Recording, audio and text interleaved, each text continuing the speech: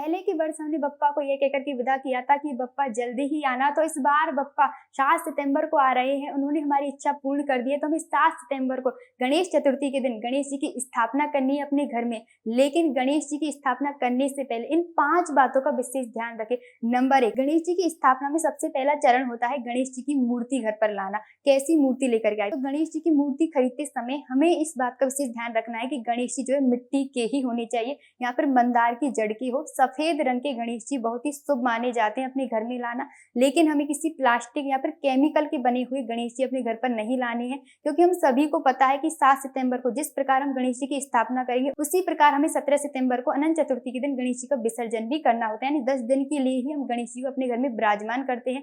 तो अनंत चतुर्थी के दिन जब उनका विसर्जन करते हैं तो ऐसी ही प्रतिमा अपने घर पर लाए जो पानी में अच्छे से घुल सके। यानी मिट्टी की अगर हम प्रतिमा लेकर के आएंगे तो पानी में घुल जाएगी, आसानी से घुल जाएगी। लेकिन अगर हम किसी केमिकल या प्लास्टिक से बनी हुई प्रतिमा गणेश जी के घर पर लाएंगे तो पानी में नहीं घुल पाएगी। इससे गणेश जी का जो अनादर होता है। इसलिए हमें मूर्ति खरीदते समय ध्यान रखना है कि गणेश जी की जो मूर्ति है, जो प्रतिमा है, वह मिट्टी की होनी चाहिए। दूसरी बात जो हमें यह विशेष ध्यान रखनी है कि गणेश जी की जो प्रतिमा बैठी हुई अवस्था वाली होनी चाहिए, क्योंकि गणेश जी की कई लोग ऐसी प्रतिमा ले आते हैं जिसमें गणेश जी नृत्य करते हुए थे। कहते हैं कि अगर हम नृत्य करती हुई गणेश जी की प्रतिमा अपने घर पर लाते हैं तो हमारा कोई भी कार्य शुभ नहीं होता है, क्योंकि गणेश जी का नाम एक नाम विघ्नकर्ता भी है, एक नाम विघ्नहर्ता भी है। तो हमें गणेश जी की नृत्य करती हुई प्रतिमा अपने घर नहीं लानी है। हमें गणेश जी की या तो बैठी हुई या लेटी हुई अवस्था वाली प्रतिमा अपने घर पर ला सकते हैं। तीसरी बात जो हमें गणेश चतुर्थी पर विशेष ध्यान रखनी है गणेश स्थापना में यह है कि गणेश जी की जो सूंड है वह बाईं ओर होनी चाहिए। दाईं ओर सूंड वाले गणेश जी हमें अपने घर पर नहीं लाने हैं, क्योंकि दाईं ओर गणेश जी वाले शुभ नहीं माने जाते। बाईं ओर सूंड वाले जो गणेश जी होते हैं वो शुभ माने जाते हैं। तो गणेश जी की जो प्रतिमा ले तो हमें बाईं सूंड वाली प्रतिमा ही लेनी चाहिए। चौथी बात जो विशेष ध्यान रखे गणेश स्थापना में यह है कि जो भी व्यक्ति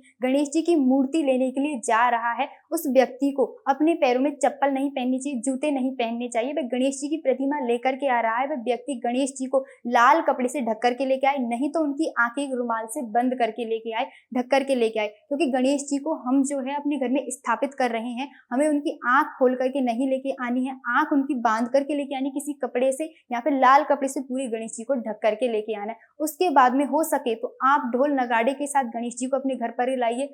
अगर ये नहीं हो सकता है तो आपके घर जो भी व्यक्ति गणेश जी को लेकर के आ रहा है उस समय जब वे घर में आए उस समय में शंख बजाना। उसके बाद में जो भी व्यक्ति गणेश जी को लेकर के आया है उस व्यक्ति को हमें चरण धोने, उसको तिलक लगाना है, उसको अक्षत्र चढ़ाने हैं। उसके बाद में गणेश जी का अपने घर में स्वागत करना है। पांचवी बात जो हमें विशेष ध्यान रखनी है वो यह रखनी है कि जहां पर हम गणेश जी को स्थापित कर रहे हैं वहां पर या तो पूर्व दिशा होनी चाहिए या फिर उत्तर दिशा होनी चाहिए। दक्षिण दिशा और पश्चिम दिशा की तरफ हमें गणेश जी का मुख नहीं रखना, या तो पूर्व दिशा की ओर रखना है या फिर उत्तर दिशा की ओर हमें गणेश जी का मुख रखना है। तो जहां पर हम गणेश जी को स्थापित कर रहे हैं वहां पर गंगा जल का छिड़काव करें, बाद में एक लाल कपड़ा बिछाए, उसके बाद में एक अक्षत्र से एक स्वास्तिक बनाए, उसके बाद में गणेश जी को उस पर बैठाए, उसके बाद में उनकी आंखें खोले। यानी बाद में आप अच्छे से उनका श्रृंगार करें और उनको श्रृंगार करते समय पीले वस्त्र जरूर पहनाने हैं। स्थापना करनी है गणेश चतुर्थी के दिन। स्थापना करने का जो शुभ मुहूर्त है वह है 11:10 से 1:39 के बीच में हम गणेश चतुर्थी के दिन गणेश जी की स्थापना कर सकते हैं। यह गणेश चतुर्थी के दिन हमें गणेश जी की स्थापना करनी है। उसके बाद में शाम के समय उनकी फिर से पूजा करनी है, फिर से उन्हें भोग लगाना है, फिर से उनकी आरती करनी है। इसी प्रकार 10 दिन तक हमें सुबह और शाम उसी प्रकार आरती करनी है, उसी प्रकार भोग लगाना है, पूजन करना है।